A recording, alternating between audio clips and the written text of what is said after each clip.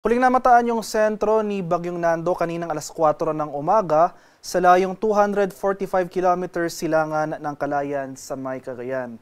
Isa pa rin itong super typhoon na panatili yung taglay na lakas ng hangin na malapit sa gitna na umaabot ng 205 kilometers per hour at pagbugso na umaabot ng 250 kilometers per hour.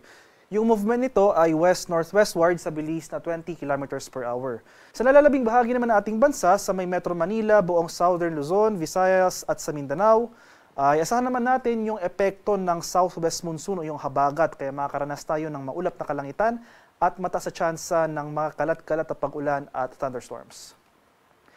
Makikita natin as of the moment ay nakakaapekto na yung mga malalakas na hangin sa malaking bahagi ng Northern and Central Luzon. Inasahan natin na generally westward yung paggalaw ni Nando sa mga sunod na oras, posibleng makaapekto yung mga napakalakas at napakatinding hangin ng mga ito sa areas ng extreme Northern Luzon.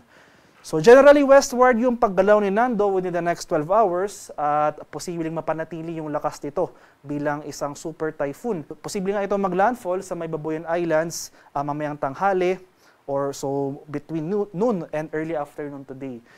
Magpapatuloy yung generally pakanlurang paggalaw ni Nando, posibleng lumabas ng ating Philippine Area of Responsibility bukas ng umaga.